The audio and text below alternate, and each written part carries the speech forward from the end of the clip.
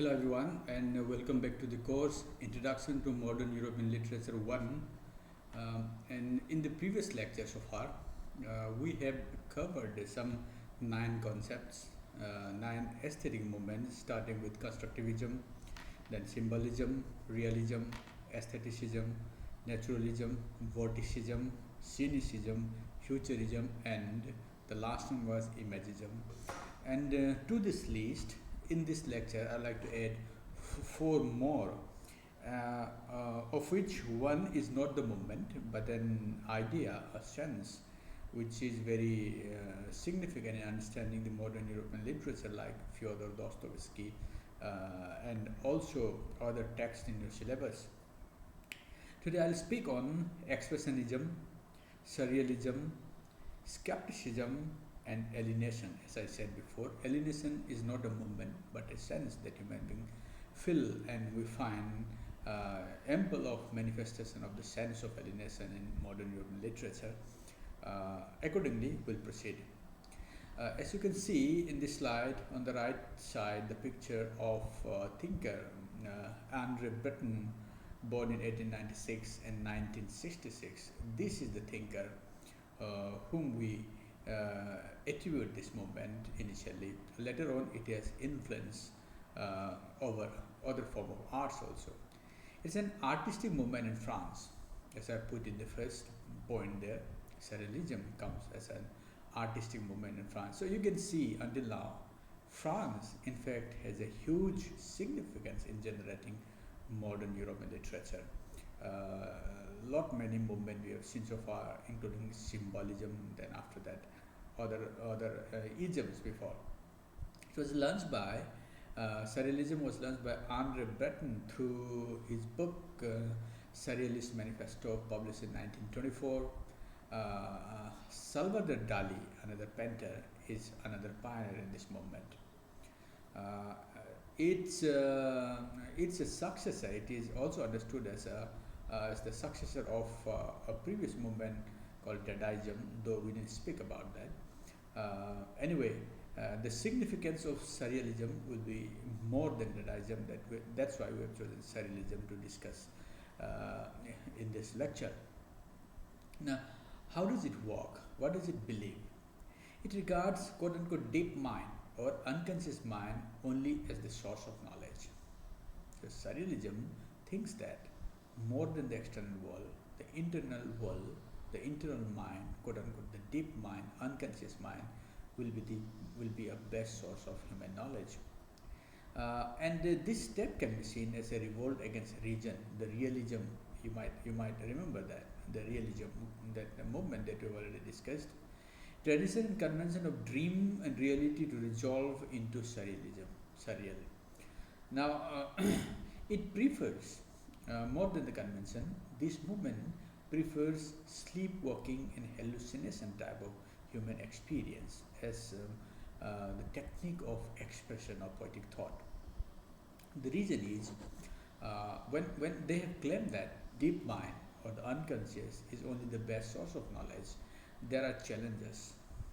It's not like looking at a tree and then after that writing a poem or a piece of literature on tree, because tree can be perceived through eyes. Then we can see its form, the branches, the trunk, and etc.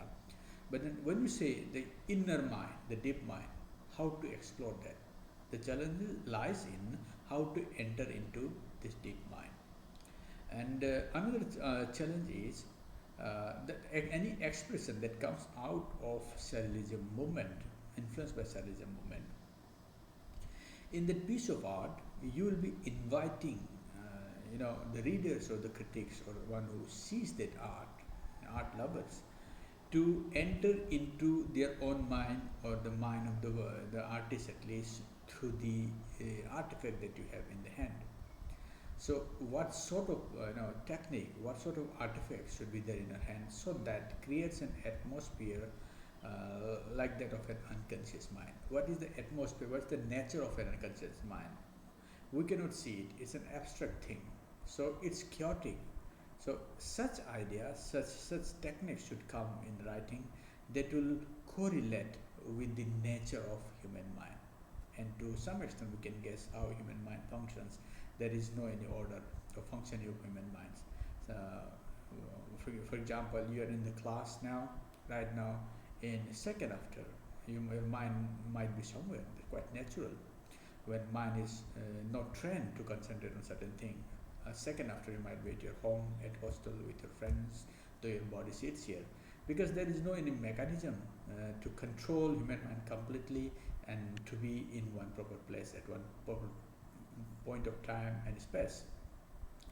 So in the writing, you'll find ample use of sleepwalking and hallucination type of technique of expression, and it's very easy to identify whether it is a surrealist art or not on examining such techniques of expression.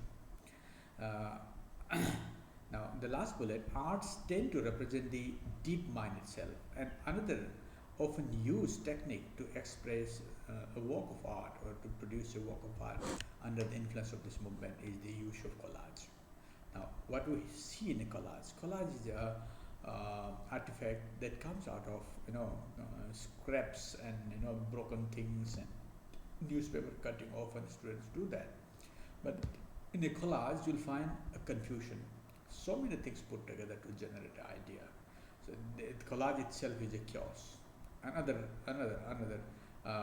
idea, another technique of understanding what our human mind looks like. So this is surrealism. Surrealism, it implies more than the realism. And people who believe in surrealism will think that unreal is the real, once again. Unconscious is the conscious, not the opposite. Okay, as you have seen in terms of realism before. So that's it. Surrealism. You'll find the use of surrealist ideas in modern writing will come across these writings when you go with the proper syllabus after the completion of this module. Next ism will pick up is skepticism. Perhaps we are aware of the term. Skepticism implies having doubt over something. Skeptics are those people, as you understand, plain or literal or lexical meaning of skeptics are people who doubt things. Now, it goes to the this man on the right, René Descartes, born in 1596 and 1650, French rationalist. You might wonder, a man of 17th century, and we are talking about skepticism as a modern aesthetic movement, but he has influence. He has influence on the modern writing. Now, it comes from the term skepticism. It also has classical dimension. It comes from classical Greek once again, as we have seen in the case of cynicism in Diogenes. It comes from Sextus Empiricus. Sextus Empiricus, the ancient Greek philosopher, who thinks that skeptics are still investigating, meaning for them knowledge is an investigative process. Who are the skeptics in the ancient Greek understanding? Those people who never rest in thinking. They never come to a conclusion. They think on something, for example, why I am reading this book. Again, they think on why I am reading this book. Okay, they read a book and they think on why am I reading this book, for instance. And again, they will think on why I am thinking that I am reading this book. So thinking after thinking, it leads to a meta thinking. Thinking on thinking, thinking on thinking, thinking on thinking. So for classical interpretation or classical understanding, skeptics are those people who never stop investigating, never stop thinking. The modern transmutation or the modern change of the meaning of the word skeptics and also the skepticism, we have to start with the work of Descartes, the meditation. In meditation, Descartes talk about the existence of the world that we see. It's whether that exists outside our consciousness or whether it exists within our consciousness. And for Descartes-like people, existence is possible in only human consciousness. Believes in reason, takes human being as rational creatures, and though it is later on contested by the thinking of Hobbes and Locke. For Hobbes and Locke, like thinkers, human beings are not rational creatures. They are irrational, like brutes, like animal. To deliberate a little more on this, Descartes thinks that the world that we see, that we perceive through our eyes or sense organs, in fact, it doesn't exist. It exists only in the realm of mind. To become conscious of something is to understand there exists something. Can you see that? In other words, the world that we are in, that we see, that we experience, will have its significance only in our consciousness. Outside our consciousness, nothing exists. In that sense, the world that we see, we think that's a real world, or Descartes-like people, in fact, is not there. If there is no human consciousness, the world doesn't exist. This is just like, for example, say there are plenty of treasures in a forest, hidden in a forest. But then unless they are discovered, unless somebody finds that, and that there are a couple of treasures are found on such and such site, no one has an idea that there are no treasure in this forest. So only when people come to consciousness that something exists, the external world or the thing in front of eyes, they will exist. Otherwise, for Descartes-like people, things will not exist. This is the modern transmutation of the word skepticism. That is a belief that nothing exists outside our consciousness. To become conscious also implies that knowing something, understanding something. And this is what skepticism is. In simple term, it implies doubt. It doesn't mean that it's an illusion. In classical interpretation, as we have said, it's a never-ending investigative process. And in the modern transmutation, when we start thinking with Descartes-like people, it implies that consciousness and understanding that the world does not exist outside human consciousness. So, consciousness is everything for Descartes-like people, for the skeptics. That's all on skepticism. Now, to, as I've said before, alienation.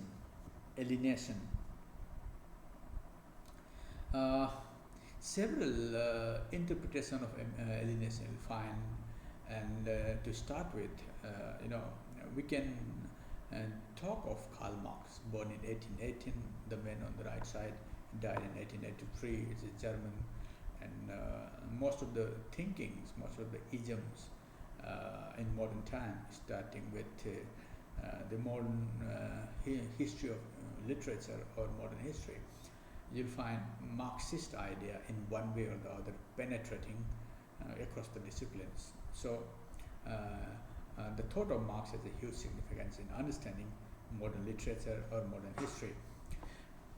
The first bullet, Marxism in origin. In origin, it's a first of all, it's a Marxism.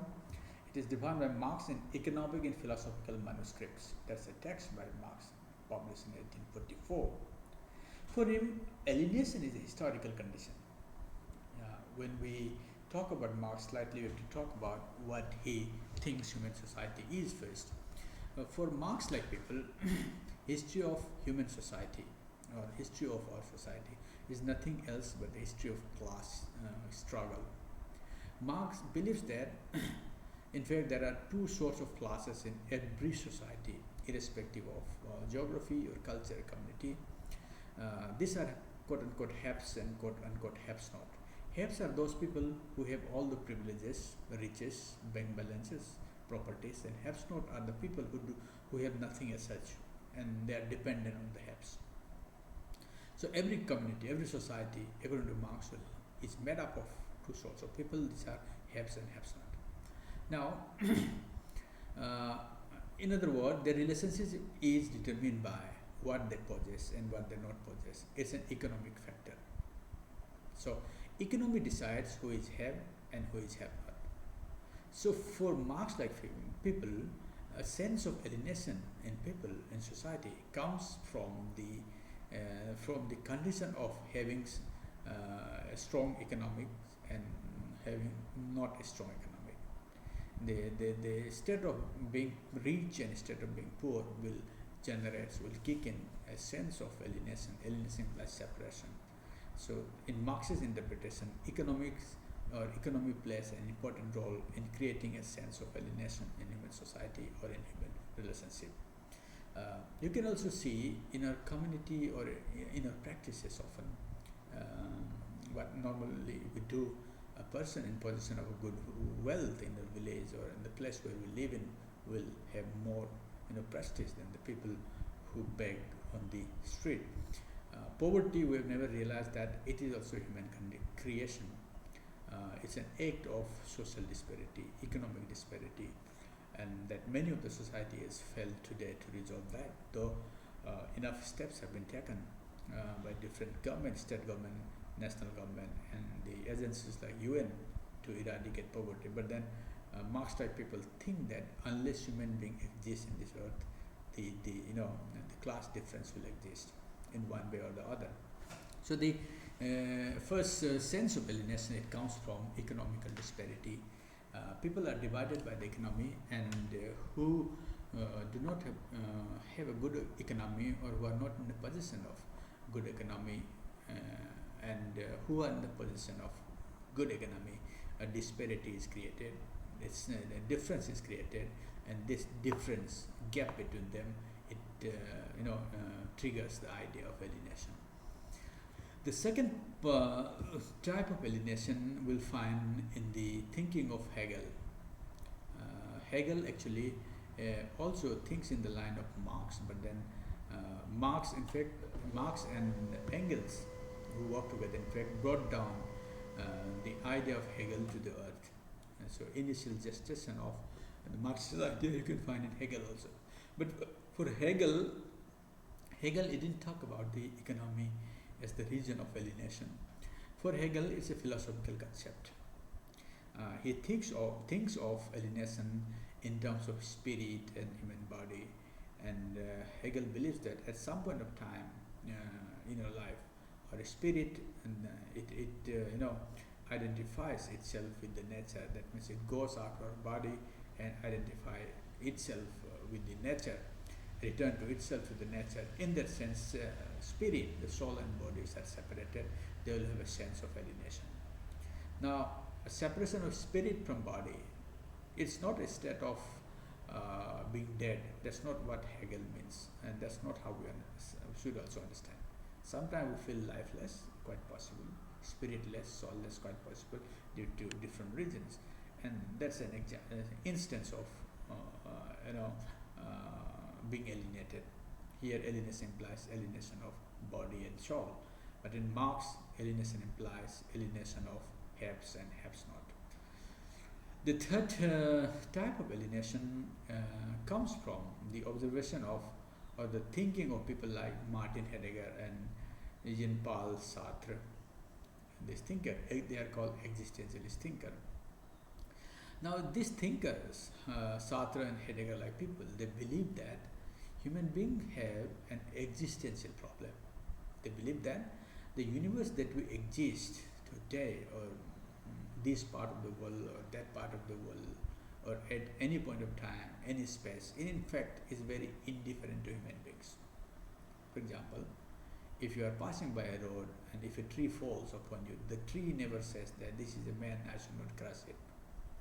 If by accident a child goes into a flooded river, the river never thinks that this is a child, I should not carry it away. Right? So in that sense, the universe that we live in is as such that it is very indifferent to us. There is no sense of compassion between universe and us. In that sense, human beings are conditioned to live in this universe, such an indifferent universe. And when human beings are conditioned to live in this, indifferent universe, they themselves are indifferent because they are the microcosm of that macrocosm. Small units of that indifferent universe of that larger universe. So these three sorts of sense of alienation we can see, and modern literature, modern European literature is penetrated by this thought. You will find sense of alienation across many stories which are amply available in the syllabus, the text that is prescribed for you in this semester, also in the succeeding semester. So three sort of alienation: Marxist sense of alienation, Hegelian sense of alienation, and Heidegger and Sartre or existentialist sense of alienation we have to keep in mind. The last moment in this lecture that I would like to refer to is Expressionism. Now, you'll see both Expressionism and the one that we discussed before, Surrealism, they look inwards, not outwards, as the source of knowledge. And here, Expressionism owes its origin to Vincent van Gogh, a painter, born in 1853 and died in 1890. It's a modernist movement in poetry and painting. Vincent van Gogh, a painter, as I've said before, is the pioneer in this thought. It originates in the 20th century in Germany. Look at that, another contribution of Germany in the making of modern European literature. Other people who are interested or influenced by this movement are Paul Gauguin, the French painter and sculptor. So in the beginning it comes in painting. Van Gogh, Paul Gauguin, and these people. They believe that imitation can never be art. Imitation. This is the theory of Aristotle. Art is an imitation for him. And he has influenced centuries of people. What is art? Art is an imitation. But then Aristotle has added other dimension to imitation also. Actually, it comes from Plato. Idea comes from Plato, and Aristotle picks up the same idea, and Aristotle adds that imitation can also be a creative imitation. That is, whenever an artist imitates something for artistic expression, the artist simply doesn't copy that object. The artist also adds something to that, like a carpenter comes out with a chair or a table. In the process, carpenter has to work design. The design might have come from somebody else, and to the design, the carpenter adds color and other things, and at the end, carpenter comes out with a beautiful chair. So chair is a fact, at the same time many things added by the carpenter upon it on demand. So it's an outright rejection of classical idea of art, because this is a modern movement. They believe that, they believe imitation can never be art. What a painter paints is the expression of what he perceives in his innermost sense. So what a painter paints comes from his innermost sense, not the outer sense. Look at that. They believe, once again, the origin of knowledge or the source of knowledge is the innermost shell and not the external one that we see as other conventional belief we have. Now, how do they do this? And how do they paint this? As in Surrealism, we have seen their technique of using hallucination and etc., sleepwalk like etc. as the technique of expression. You'll find plenty of them in the writing. Here in Expressionism, you'll find distortion, deformation, exaltation, exacerbation as the way expressionism can be achieved. So when an object is presented in the artifact under expressionist thinking, you'll find, for example, the head sometimes might be hanging on human body, or sometimes a body might not have hand. Deformation, sometimes nose is stretched out. Sometimes you'll find head with huge ears like elephant ears. So these are distortion, deformation, exaltation and exacerbation as the way expressionism can be achieved. These are the technique in which this art will be articulated. It's a reaction against naturalism. Yes, obviously. Naturalism looks towards nature as the source of knowledge, and as far as possible it tries to express or represent nature faithfully. But then here expressionism look towards inner side of human being, towards inner mind as the source of inspiration of knowledge. Now, expressions or the painting or whatever artifact that we find expressionism, they are from the subjective point of view. Also surrealism. Anything that comes from inside might be manipulated by human thinking or human reasoning, and obviously they will have subjective element. So these are the four important, modernist movement that I thought of discussing in this class. And out of these four, alienation, as I've said, is not a movement; it's a sense, but then it's very significant as any other movement.